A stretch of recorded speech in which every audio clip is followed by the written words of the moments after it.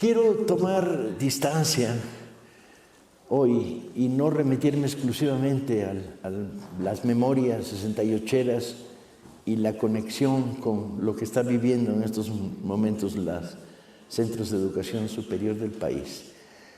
Quiero tomar distancia porque quizá está involucrado en nuestros tiempos una serie de debates que vienen originados en otros ámbitos, en otros tiempos, en otros espacios.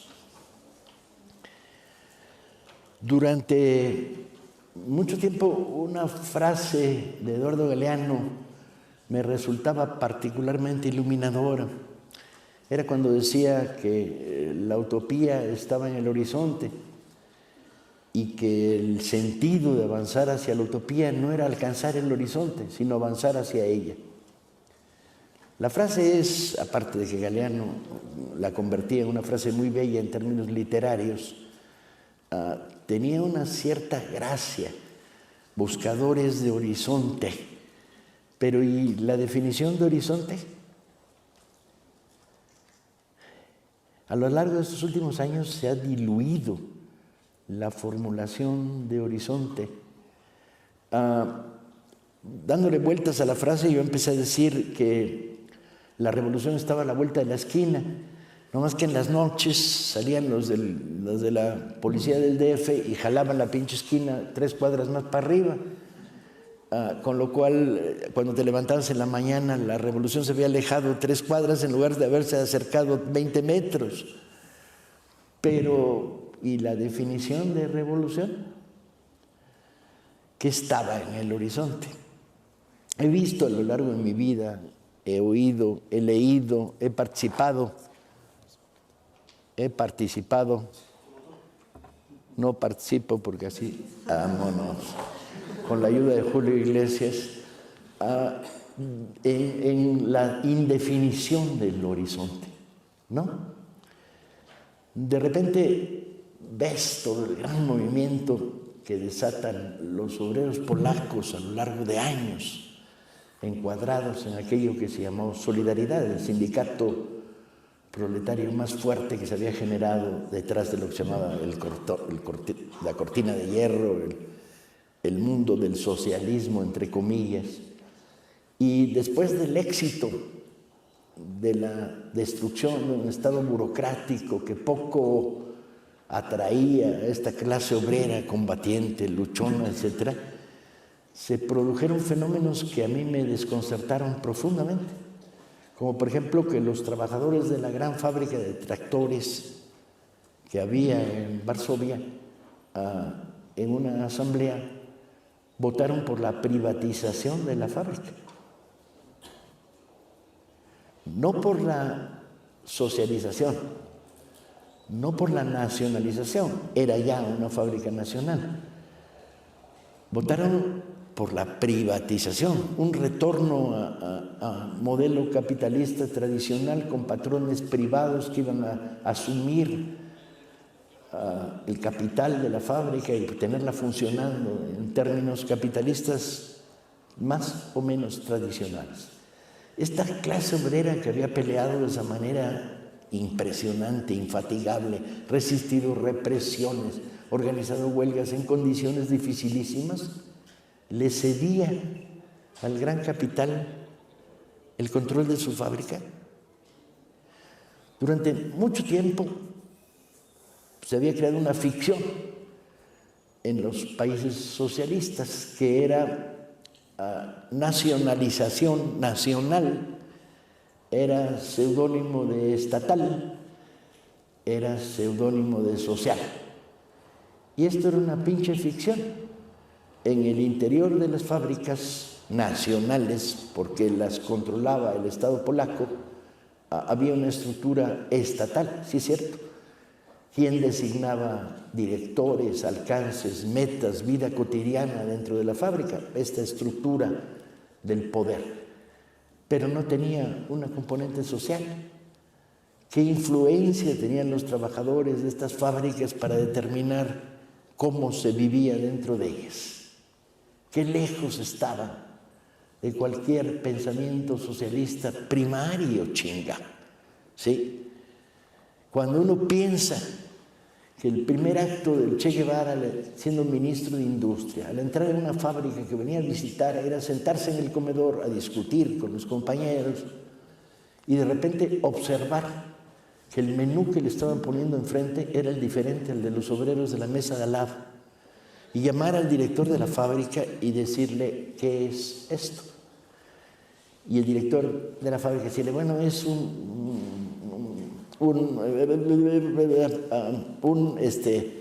homenaje a usted, comandante. ¿Me estás dando de comer diferente que a los obreros de la fábrica? Yo decía, bueno, sí, es que la comida de la cuota es muy pobre. Y el Che respondía, ¿y luego? ¿Qué derechos tengo como ministro de Industria que no tiene cualquiera de los obreros de esta fábrica? Este socialismo primitivo, igualitario del Che, en la Polonia burocrática ni de asomos.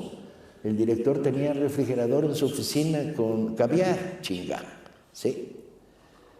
Había una estructura clasista de poder. La burocracia gozaba de privilegios y el pueblo gozaba de beneficios. Y es cierto, el socialismo en Europa Oriental tenía virtudes. Pude ver algunas. En Alemania, el sistema de guarderías, era chingón. Madre trabajadora entregaba en la mañana a su hija en la guardería anexa a la fábrica y entraba a trabajar. Y la calidad de las guarderías era notable. Los derechos de los escritores. Si eras escritor y estabas dentro de la Asociación de Escritores Polacos, tenías vacaciones, un centro de recreación al que podías asistir diciendo simplemente yo soy escritor, tengo derecho a estar aquí. Tenías oftalmólogo gratis, de manera que todos nuestros amigos medio ciegos y miopes podían resolver el problema de sus lentes sin tener que sufrir. Había una serie de beneficios en el cotidiano dentro de una estructura autocrática. Y uno se preguntaba, ¿es posible el socialismo sin democracia? ¿Sin democracia popular? Y te tenías que remontar a lo largo de la historia a la construcción del modelo socialista que se genera en Europa Oriental del partido único, estructuras muy burocráticas, estructuras de exclusión, estructuras antidemocráticas y luego autoritarismo en el estalinismo y represión hasta aburrirte, ¿no? El derecho de opinión ha negado, el derecho de disidencia ha negado, el derecho de organización divergente fuera del partido único inexistente y la constitución de una nueva oligarquía en el poder formada por las castas burocráticas del aparato. Cuando ves cómo se derrumba el socialismo en Europa Oriental, tú dices, ¿qué es esto, chinga? ¿Qué es esto? Hay un barrio en Berlín. Era el barrio donde asistían donde vivían los funcionarios del aparato privilegiados. El entrenador de la selección de voleibol, el coronel a cargo de una división de tanques, el director de una fábrica, ¿no? Se les habían dado casas en este barrio. Y a la hora en que se producen las primeras elecciones después de la caída del muro, este barrio vota mayoritariamente, el barrio de los comunistas de aparato, vota mayoritariamente, sorprendentemente, no por el Partido Comunista Reconstruido, no por la socialdemocracia, no, vota por la extrema derecha alemana. Y dices, ay, güey, los comunistas de carnet y estrella roja tatuada en el pecho del aparato burocrático votan por la extrema derecha. Y luego dices, pues a huevo, orden vota orden, burócrata vota burócrata, reaccionario, seas comunista de membrete o no, votas reaccionario. Tenía una lógica perversa, pero una lógica indicativa. El socialismo había demostrado en Europa Oriental que no era democrático, eso estaba claro, que era autoritario, que era represivo, que era constructor de privilegios por todos lados. La teoría del partido único se había desmoronado. El partido único era un partido de exclusión, con nomenclatura, con privilegios. Y a lo largo de los años la distorsión había venido creciendo y creciendo y creciendo. ¿Sí? Impensable que un compañero como Félix Dzerzhinsky, el primer director de la Checa, elegido por Lenin por eso, porque era el más puro de los revolucionarios puros de origen polaco, que vivió siendo director de la Checa en condiciones cuando se produce la hambruna en Rusia en 1920, está al borde de morirse de hambre porque se niega a que le den suplementos alimenticios por su cargo. Pensar a este güey y compararlo, maravilloso, el pinche loco de Dzerzhinsky, peligrosísimo, constructor de uno de los aparatos represivos más potentes que se conoce en este planeta, justificado en hay que parar la contrarrevolución. Pensar que Dzerzhinsky podía haber tenido 2 coches, 2 choferes y una casa particular para su casa chica, era impensable. Que los puritanos de la izquierda revolucionaria que hicieron la Revolución de Octubre se transformaran en estos tristes, apagados y pendejos burócratas, es impensable. Toda revolución produce un fenómeno de ascenso, auge y luego un fenómeno de agotamiento y regresión. Pero la regresión era brutal. ¿Dónde chingados estaba el socialismo? ¿Qué socialismo era ese? Bueno, estaban las guarderías, que a toda madre, estaba el que te podías conseguir unos lentes por ser escritor, lo cual está a toda madre, porque en este pinche país para conseguir unos lentes hay que pagarlos de tu bolsa, aunque seas escritor conocido, vale madres. Pero ¿y el socialismo dónde estaba? Y el comunismo, bueno, ya si el socialismo no estaba en ningún lado, el comunismo no estaba en ningún lado del ningún lado. Cada cual de acuerdo a sus necesidades, pura madre. Cada cual de acuerdo a sus jerarquías burocráticas. Fenómenos que a lo largo de mi vida he visto y he percibido con dolor, como la descomposición del sandinismo en Nicaragua. A partir de la derrota electoral, la famosa piñata, una parte del aparato que dirigió la revolución sandinista, abnegados, entregados, locos, que se jugaban la vida todos los días, que eran capaces de resistir la tortura para proteger a sus compañeros durante una semana y no quebrarse, que habían fusilado a sus familias. Bueno, toda esta raza que fue lo mejor del sandinismo, heroica chinga, una parte de ella, en el proceso de la piñata, sobre pretexto de no le dejemos a la burguesía el aparato, se queda con una fábrica, una distribuidora de carros, y empieza un proceso de descomposición que construye lo que hoy tenemos en Nicaragua, un gobierno dirigido por sandinistas de la primera época como Ortega, con una esposa que está en contra del aborto y que ha metido a mujeres en la cárcel por practicar abortos, ¿sí?, que resultó más pinche mocha que el más mucho de los papas de los últimos 20 años, con una actitud autoritaria, represiva, etcétera, etcétera, donde si Sandino viviera los mataría a patadas. Este proceso de descomposición profunda, hasta de crear algo en Nicaragua que se parece más al PRI que cualquier otra cosa, ¿sí? Estos procesos de degradación de lo social, de lo revolucionario, ponen en duda la idea del horizonte. Sí, queremos el horizonte. ¿Y qué chingados es el horizonte? Y mientras esto no se aclara, se limpia, se define, se reconstruye en términos de pensamiento romántico colectivo de la humanidad, nos deja en la mano, no con la visión utópica pendeja de un horizonte que no funciona, sino nos deja en la mano con la visión mucho más sólida de la pequeña utopía. ¿Sí? Y la pequeña utopía está en el horizonte y podemos avanzar hacia ella. Y he vivido muchas veces la pequeña utopía. Y quiero arrancar de ahí para hablar de la combinación de los movimientos. La he vivido en condiciones muy particulares, porque la pequeña utopía sí está a la vuelta de la esquina.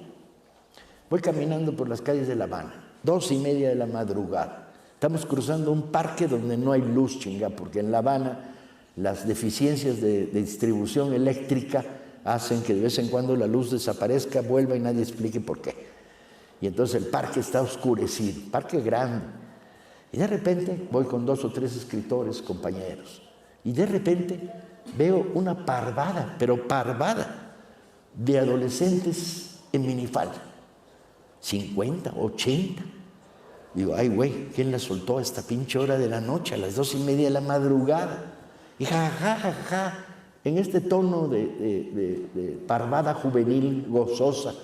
Y me acerco y les digo, ¿qué chingados hacen por aquí, compañeritas? No, a las minifalderas, porque a La Habana, a la habanera, pues la escuela dirá que la minifalda llega hasta la rodilla, pero ellos se encargan de acortarla más todavía. Adolescentes además. 13, 14 años. No, es que mire, compañero, tenemos en el PREU, la preparatoria que está aquí a la vuelta, solo un laboratorio de física y química. Y entonces, como somos 3,000 alumnos, hay que hacer turnos para entrar al laboratorio. Y una vez cada mes, cada 2 meses, a nuestro grupo le toca el turno de 12 de la noche a 2 de la mañana. Y entonces vamos al laboratorio. Y entonces ya se terminó y ya nos vamos para casa. Y cuando les vuelve a tocar el laboratorio nocturno, dice, no, pues hasta el mes que viene, porque se rota. Y yo vengo del DF, camaradas, y de repente me digo a mí mismo, ¿qué es esto? 2:30 de la mañana, 50 adolescentes sin vigilancia, solas, minifalderas, cruzando un parque sin miedo. Y yo vengo de una ciudad donde una mujer a las 2:30 de la mañana en minifalda está sujeta al horror y a todos los pinches miedos. Y eso es la utopía. La utopía es de repente pensar que es posible reconquistar las calles de nuestra ciudad para las mujeres, vestidas como les dé su chingada gana, hombre, ¿sí? Con la alegría de la adolescencia. Y eso es utopía, piénsenlo, piensen, chilangos, piensen que van caminando y encuentran a mitad del parque hundido a 50 adolescentes minifalderas a las 2 de la mañana. Primera reacción, son putas, ¿no? 50 con uniforme escolar, no mames. Segunda reacción, tan locas. Tercera reacción, puta, vamos a protegerlas, ¿no? Y vamos a cubrirlas. Cuarta reacción, esto no existe, es un efecto luminoso producido por el exceso de tequila que tengo cargando. No, es real. Voy hace años a solidarizarme con la huelga de los trabajadores de la Orquesta Sinfónica Nacional.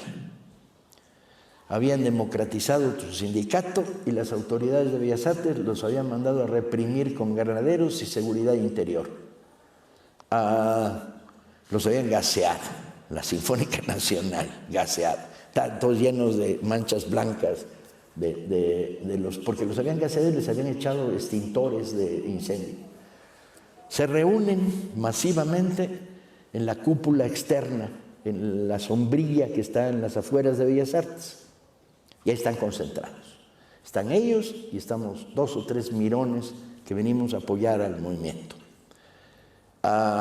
Estamos rodeados por un cerco de 300 granaderos para partirnos la madre.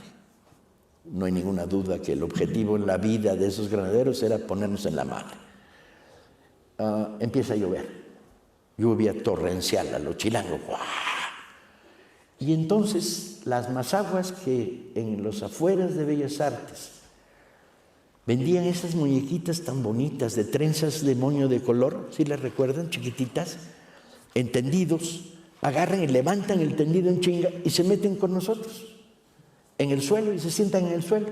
Entonces era la Orquesta Sinfónica con sus instrumentos, porque los músicos traían sus instrumentos.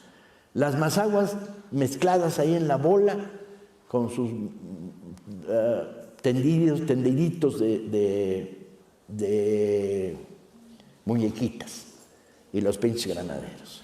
Conforme llovía, los granaderos iban poniendo cara de peor que la que traían cuando empezó todo, porque su jefe los había dejado en la lluvia, ni siquiera los dejó meterse con nosotros, ni los hubiéramos dejado, pero... Y de repente pasa a lo lejos el director de la orquesta. Y la raza de la orquesta le dice, maestro, maestro, lo llama para que se acerque. Es una situación medio jodida, porque si se acercaba a apoyar a la orquesta, lo iban a correr. ¿Sí? Duda, y de repente, se acerca y se viene la bola. Y entonces se produce un fenómeno insospechado. Granaderos, lluvia, Marías, músicos, los mirones, 3. Le ponen un arriate, que sacado de quién sabe dónde, y el tipo se sube. Y hace algo que a la fecha, han pasado 30 años desde que viví esto, me sigue fascinando. Que es, el güey se abre el saco y saca atrás, saca la batuta. Yo dije, ay güey, como Harry Potter, ¿no? Yo no sabía que los directores de orquesta vienen armados, ¿no? Saca su batuta. Que es un pinche palito de nada, tampoco la batuta es gran cosa, pero ¡guau! Se golpea el reloj, ¿sí? Y la orquesta empieza a afinar. Y de repente les dice, trepado en el arriate, Wagner. Levanta la lluvia, los granaderos, las Marías, y empieza a sonar la obertura de Tannhäuser.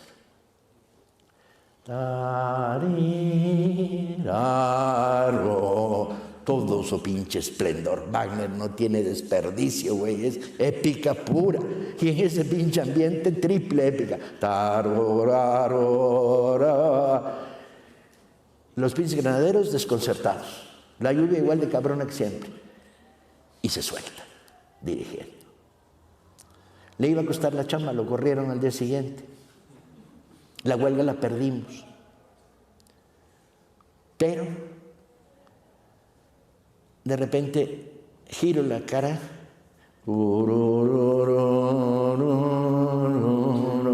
y veo el rostro de una de las Marías, de las más aguas, que está con la boca semiabierta, fascinada, porque está en medio de la orquesta. Y veo otra, y veo otra, y veo otra, y veo a las 30, deslumbradas por el poder de convocatoria, de eso que no saben qué es, y que probablemente, si no hacemos lo que tenemos que hacer en los próximos meses, nunca lo sabrán, que es Tannhäuser y Wagner para ellas. Los granaderos no intervinieron. Yo creo que se oxidaron con la pinche lluvia, o el jefe dijo, no, ya qué hueva, o que la música los domesticó, cosa poco probable, pero posible dentro de la magia del fenómeno que vivió. Nunca, nunca se me va a olvidar esos rostros. Y nunca se me va a olvidar que ahí está la pequeña utopía.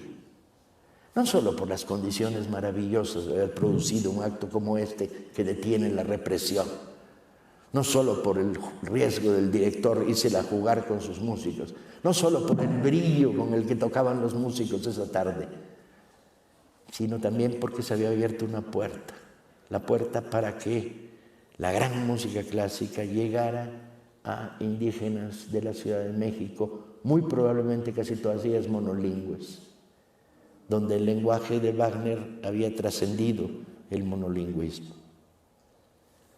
Esa es la pequeña utopía. Y la he visto miles de veces. Y la volví a ver este fin de semana. Porque terco como soy y dispuesto a seguir siendo dinosaurio del 68, me fui a la manifestación. Y vi pasar uno tras otro. Muchos de ustedes estarían ahí. ¿Quiénes estaban ahí en la mañana? Bueno, los huevones que no fueron ya ni chingan. Y parado al margen, decidiendo mi esposa, yo y un grupo de amigos con quién marchábamos, al final decidimos vamos a marchar con nuestra alma mater, la escuela original que estudiamos en UNAM, que era Ciencias Políticas, Paloma y yo. Luego pasé un tiempo en Filosofía y en la ENA, pero decidimos marchar con Ciencias Políticas. Y de repente hice lo que me pidió el cuerpo, que es empecé a hacer la B de la Victoria 68. Es curioso, la generación de ustedes no tiene el registro de la B de la Victoria. Algunos saludan con el puño, otros a veces la B, pero no tienen el registro masivo que en 68 tenían la B de la Victoria. Y empecé a hacer la B, a contingente por contingente. Donde veía un rostro que me miraba, yo saludaba el rostro y me devolvía el saludo. Y decenas de miles de compañeros te devolvían el saludo. Y de repente me dije a mí mismo, han pasado 50 años. Ninguno de los que hoy ha marchado, o bueno, 10 en 60, 70 mil que marcharon ese día, había nacido, chinga. Somos escasos los veteranos del 68 que estamos aquí, y que no empieza a correr el pinche contingente porque nos rebasa por la derecha y por la izquierda. Y sin embargo, el eco ahí estaba. Y no hay explicación teórica que valga, no hay reflexión política que sustituya el grado de emoción del reencuentro entre los veteranos del 68 y el nuevo movimiento estudiantil. Lo que hay es reconocimiento. Estamos aquí y estuvimos aquí hace 50 años por las mismas razones, por ampliar y hacer crecer y engrandecer el espacio de democracia que este país está pidiendo a gritos.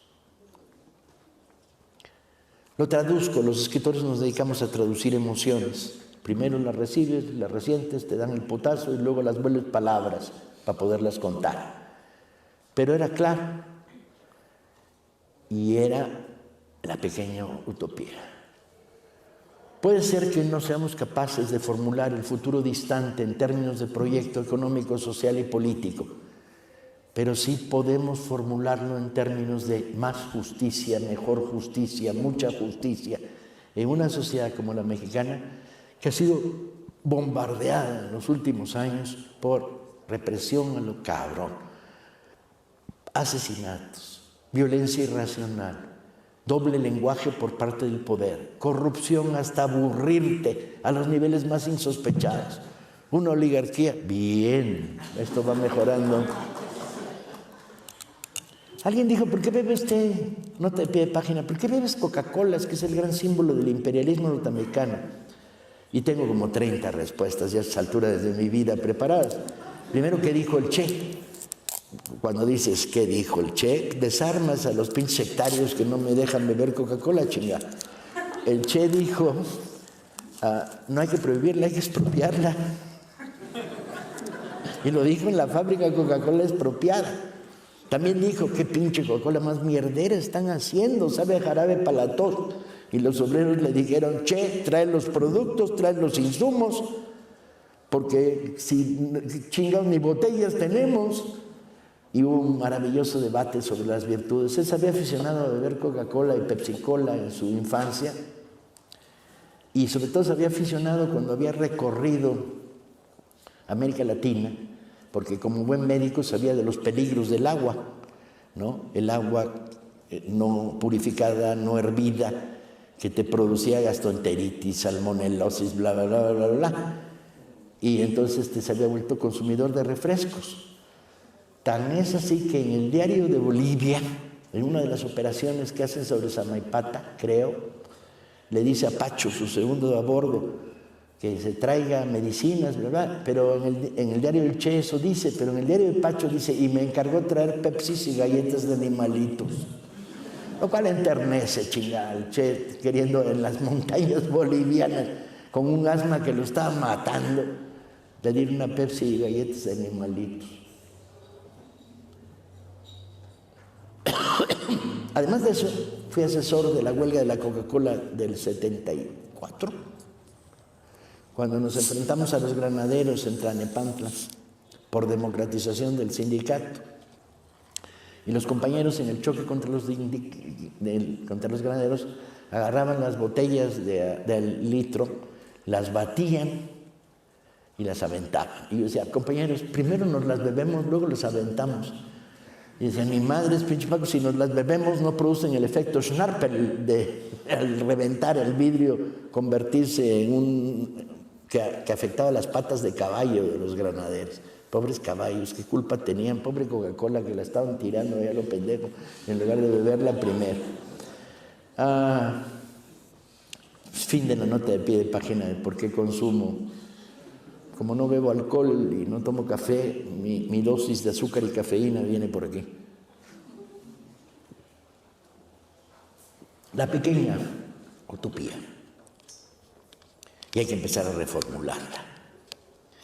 ¿Cómo pueden ustedes vivir en una ciudad donde hay un 2% de analfabetos funcionales? Y alguien me dirá, ¿y qué pedo? No, ¿cómo que pedo? ¿No les da vergüenza que en su misma ciudad hay un 2% de analfabetos funcionales? ¿No les da vergüenza que habiendo tenido el privilegio, teniéndolo, de ser universitarios, estudiantes universitarios, podamos convivir con el analfabetismo funcional? Nos toma 3 meses de brigadismo, ni siquiera muchos, nomás necesitamos 100,000 voluntarios, destruir el analfabetismo en el Valle de México y levantar la bandera blanca de alfabetización total. ¿Estoy hablando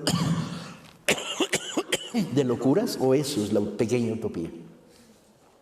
Dar la posibilidad del acceso a la lectura y por lo tanto el salto hacia adelante a ciudadanos que hoy se les niega.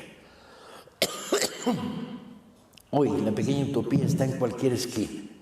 ¿Cómo es posible que vivamos en una sociedad en la cual robar un gansito marinela puede representar 2 meses de cárcel y no pagar salario mínimo no tiene castigo? ¿No pagar vacaciones? ¿No pagar aguinaldo? ¿Agarrar a un chavito de primer empleo y no pagarle salario mínimo ni vacaciones ni aguinaldo? ¿No darle seguridad social? Los básicos que se pelearon durante años. Ciudad repleta de trabajo chatarra por todos lados.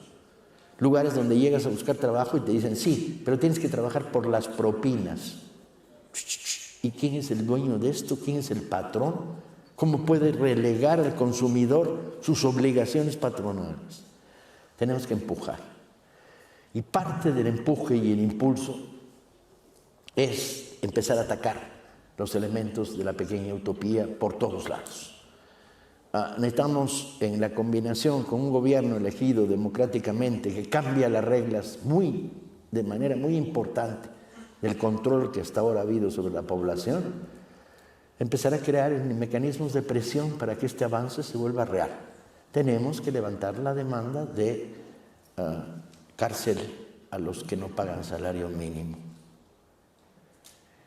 Tenemos que levantar la demanda de alfabetización total en la Ciudad de México. Tenemos que levantar la demanda de seguridad en las calles para las mujeres. Tenemos la responsabilidad, ustedes, nosotros, la responsabilidad de lanzar una campaña político-cultural ridiculizando al machismo. Televisión, radio, cine, conferencia, debate, reflexión. Faldito, pantalón, un solo corazón, somos diferentes y somos iguales, derechos absolutos a las mujeres. Todavía hay fábricas en la Ciudad de México donde por ser mujer ganas menos que un hombre. No mames, es prehistórico, eso es insultante, chinga. ¿Sí? Así como hay fábricas donde hay sindicatos que los trabajadores nunca eligieron, nadie sabe de dónde salieron. La pequeña utopía, atacarla. Una campaña político-cultural que ridiculice al machismo, que devuelva el concepto prehistórico y cinematográfico de macho, ergo Pedro Infante y Jorge Negrete, la calidad de yo soy de los que le abren la puerta a la compañera que está pasando, no el hijo de la chingada que le toca las nalgas cuando está pasando. Abominar los mecanismos de opresión que significan el machismo. El machismo en la esencia es poder del fuerte contra el débil y en la esencia es abominable.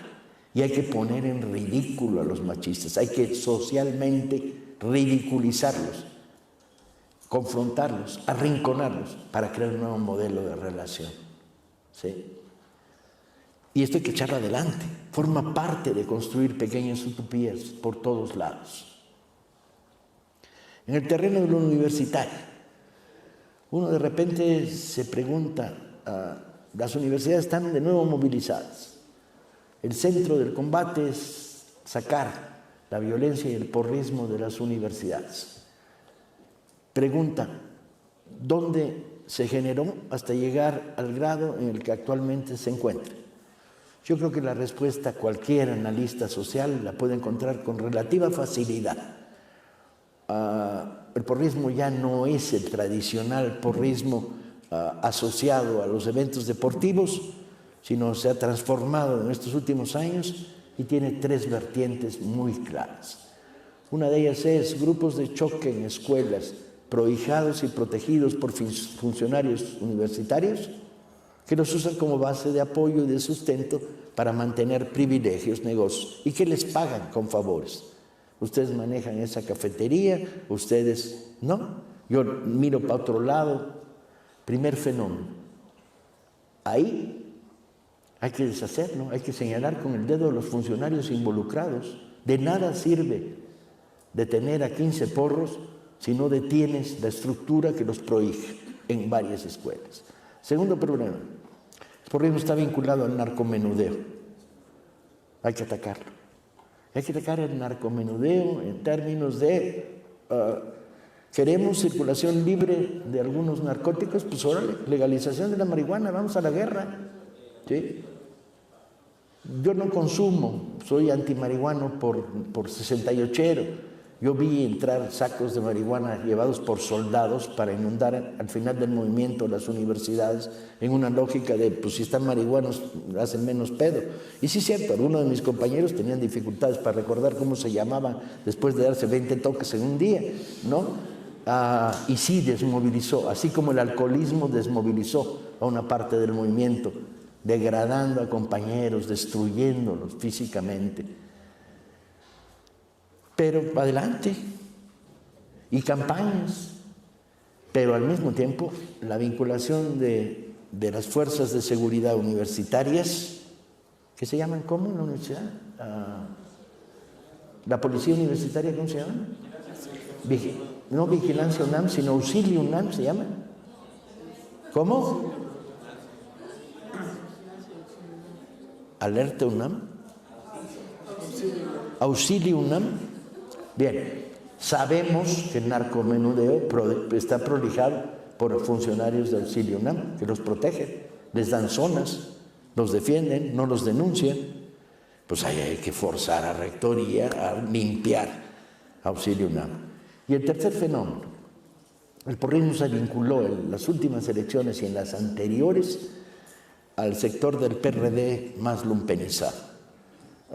Lobo en la GAM, el Tomatito en Coyoacán, la gente que reclutaron a estas bandas lumpenes para hacer actos de provocación a lo largo de las campañas.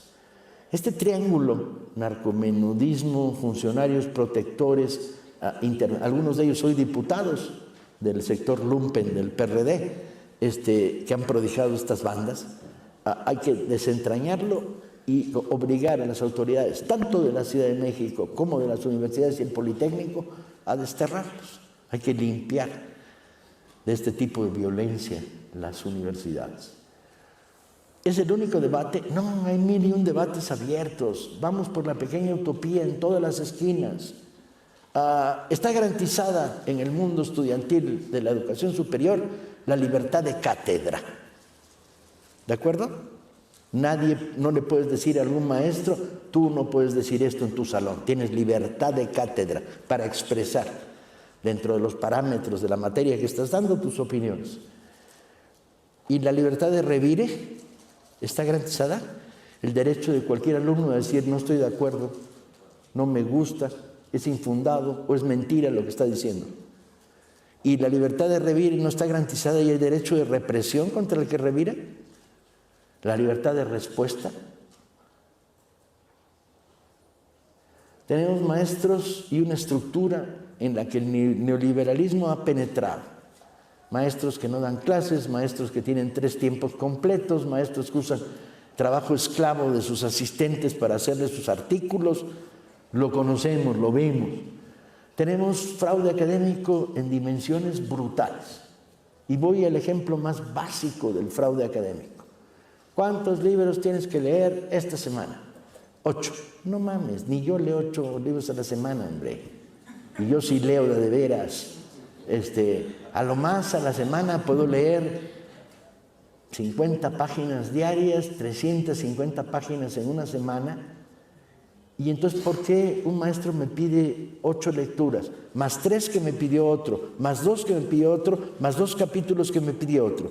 Nadie hace la suma de que ningún mexicano con cerebro mediano como el que tienen ustedes, no tampoco le hagamos al pinche loco, no magnifiquemos. ¿Puede leer esa cantidad de texto y entenderlo? Nadie saca esas sumas, nadie las hace.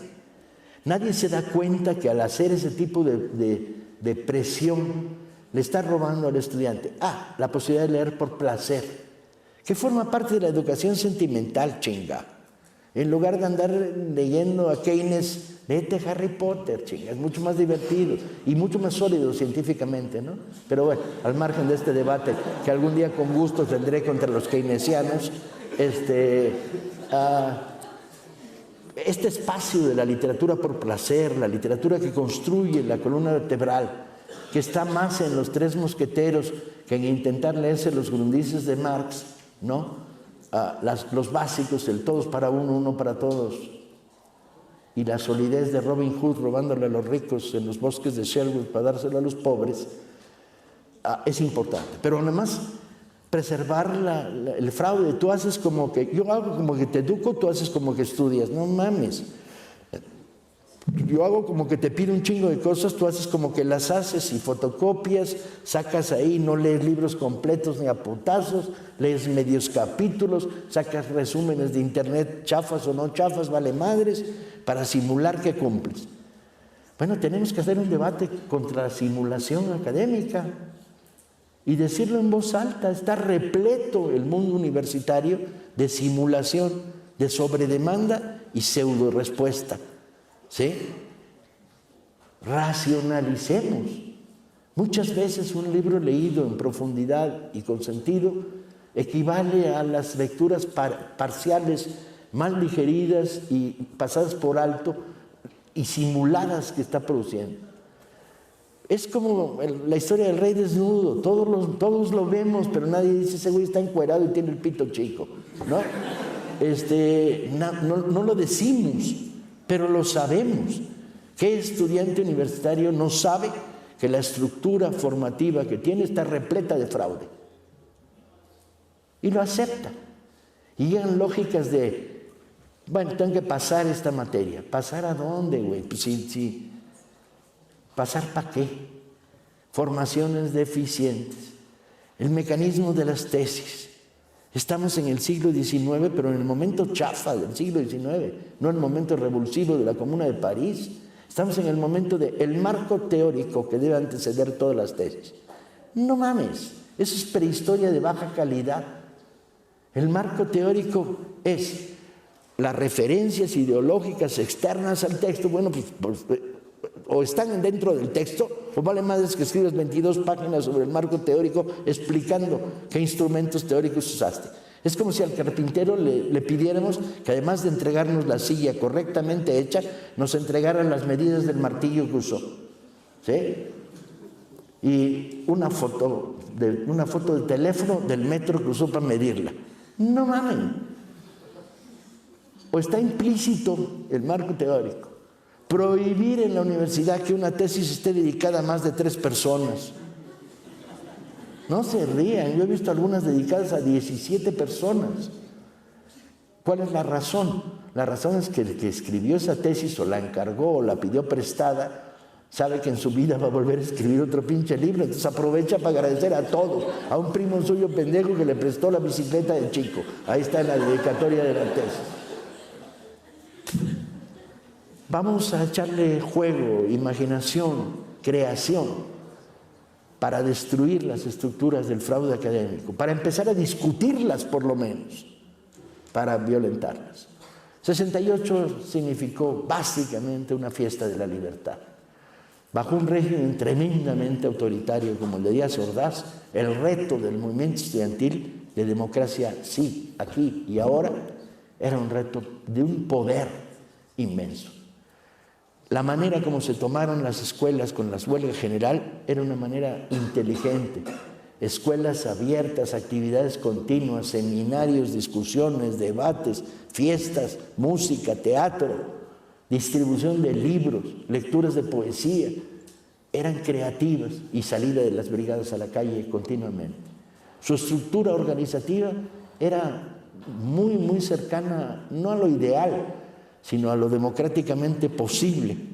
Asamblea decidía y tratamos de que las asambleas sean masivas y que no duren demasiado, porque si no la asamblea se vuelve un lugar donde el rollero más rollero y que menos sueño tiene, gana al final por agotamiento, ¿sí? Y tienden a volverse minoritarias.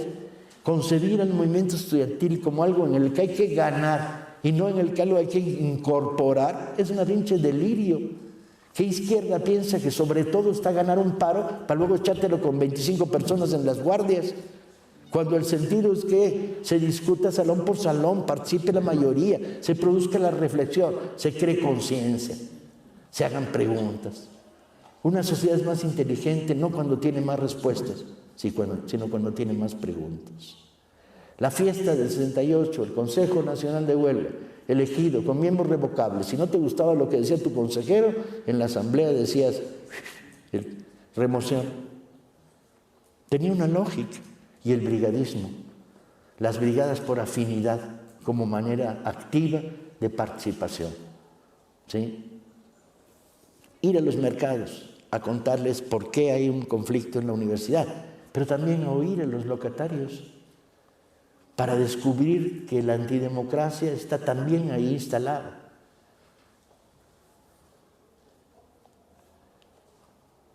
¿De qué se trata? Se trata penosamente de decirles, no esperen que San Pablo en el camino de Damasco le dé un rayo en el culo y se ilumine y diga la utopía. Va a estar cabrón. Busquen las pequeñas utopías y actívense. Ciudadano organizado vale por 5 ciudadanos desorganizados, por 10, por 20.